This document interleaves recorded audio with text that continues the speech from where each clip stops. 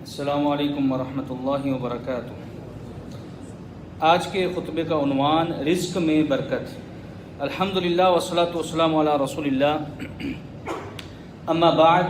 یقیناً تمام تعریفیں اللہ کے لیے ہیں جو جہانوں کا رب ہے، جس نے امیری اور فقیری کو بنایا اور نماز اور صبر کا حکم دیا اور اپنے بندوں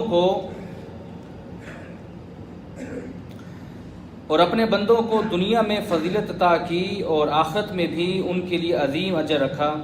میں گواہی دیتا ہوں کہ اللہ کے علاوہ کوئی معبود نہیں، وہی عظمت والا اور قدرت والا ہے، اور میں گواہی دیتا ہوں کہ محمد صلی اللہ علیہ وسلم اس کے بندے اور رسول ہیں، جنہوں نے اللہ کی مخلوق کو خیر و شر کی پہچان کروائی۔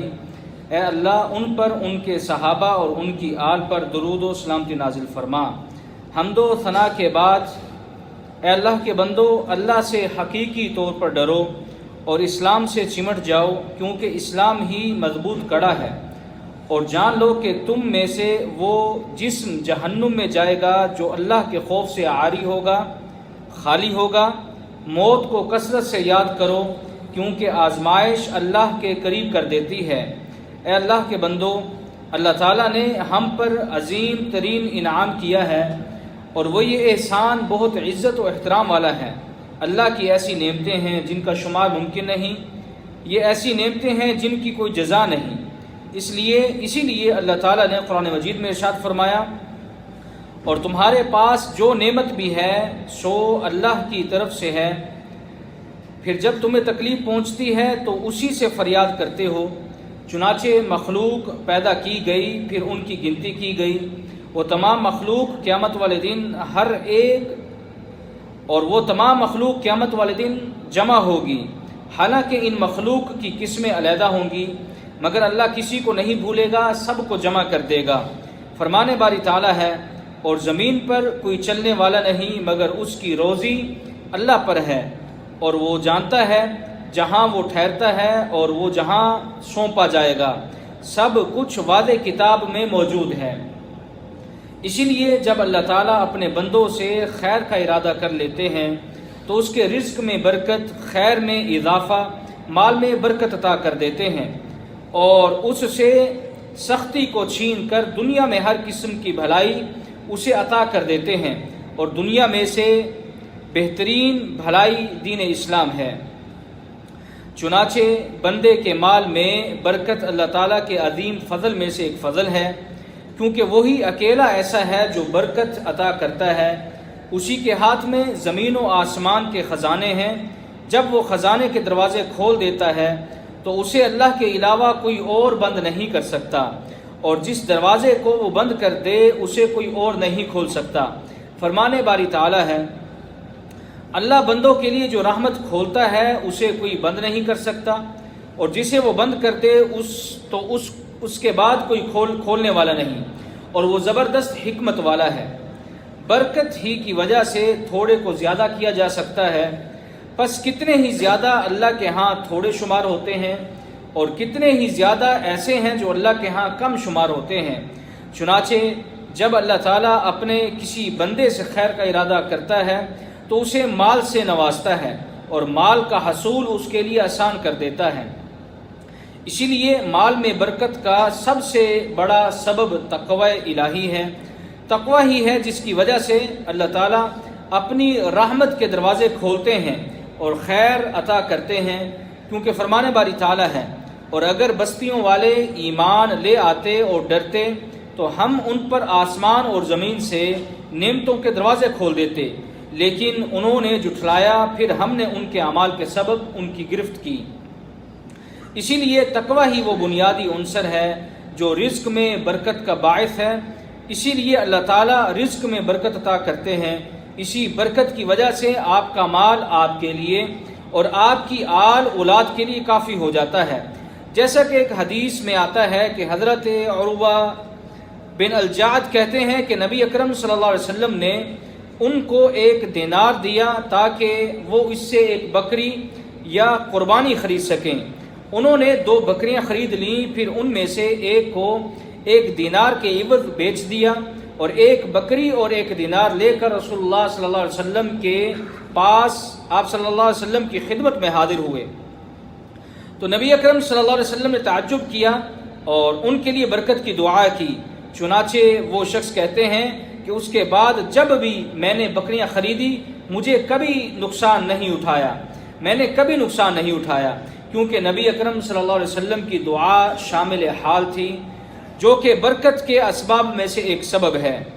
اسی لیے جو چیزیں رزق میں برکت اور مال میں اضافے کا باعث بنتی ہیں ان میں سے ایک دعا بھی ہے۔ سچے دل سے اللہ کو پکارا جائے۔ اگر آپ پر رزق تنگ ہو چکا ہے، وہی ہے جو آپ کے غموں اور پریشانیوں کو دور کرنے والا ہے، اسی لیے اسی سے سوال کریں۔ وہ کریم ہے، جواد ہے، اگر اس کے در پر کوئی چلا جائے تو وہ خالی ہاتھ نہیں لوٹتا، اور جو کوئی اس کے در پر امید لے کر جاتا ہے اللہ اس کی امید کو پوری کرتا ہے۔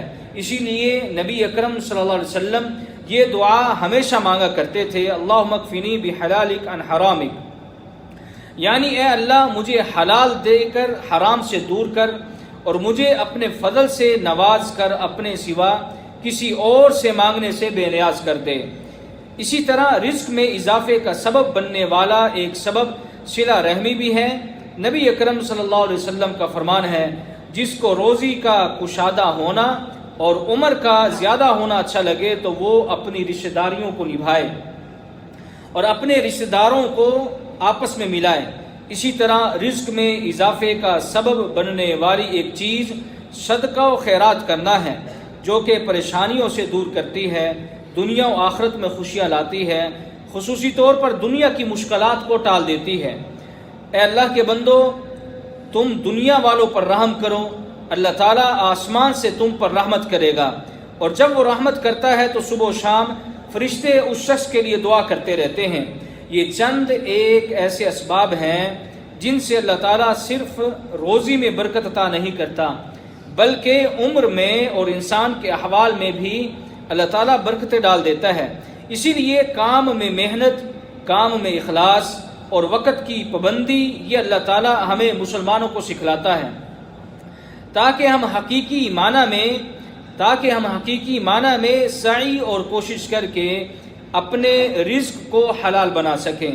بلکہ ہمارا تو سارا دین ہی کام میں محنت کرنے کا حکم دیتا ہے۔ یہ دین حلال کمانے پر زور دیتا ہے اور لوگوں سے مانگنے سے منع کرتا ہے۔ جو لوگوں سے مانگے گا قیامت والے دن اس کے چہرے پر گوشت نہیں ہوگا، جیسا کہ حدیث شریف میں آتا ہے۔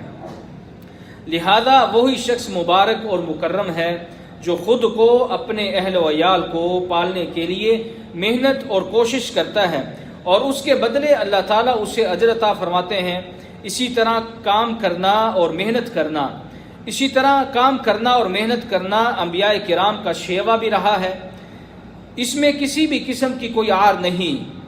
ہاں، جو کام اللہ کی معصیت میں شامل ہیں ان سے دور رہنا بہتر ہے، جیسا کہ شراب کی تجارت۔ اسی طرح بغیر محنت کے مال کا حصول وغیرہ، جس میں انسان بیکار ہو جاتا ہے اور جسم کی طاقت وقت سے قبل ہی ختم ہو جاتی ہے، جو اللہ تعالیٰ کی عظیم نعمتوں میں سے ایک نعمت ہے۔ اسی لیے رزق کے حصول میں اللہ تعالیٰ پر بھروسہ کرنا ایمان کا ایک حصہ ہے۔ حدیث میں آتا ہے، رسول اللہ صلی اللہ علیہ وسلم نے فرمایا، اگر تم لوگ اللہ تعالیٰ پر ایسا توکل کرو جیسا کہ اس کا حق ہے تو تمہیں اسی طرح رزق ملے جیسے ایک پرندے کو رزق ملتا ہے، صبح خالی پیٹ نکلتا ہے اور شام کو پیٹ بھر کر وہ واپس لوٹتا ہے۔ اسی لیے جو بھی رزق کے لیے نکلے گا اسے رزق ملے گا، اور اللہ تعالیٰ اس میں برکتیں بھی ضرور نازل فرمائے گا۔ اللہ تعالیٰ میرے اور آپ سب کے لیے قرآن مجید کو خیر و برکت والا بنائے، مجھے اور آپ سب کو اس ذکر حکیم سے مستفید ہونے کی توفیق عطا فرمائے۔ وآخر دعوانا الحمدللہ رب العالمین۔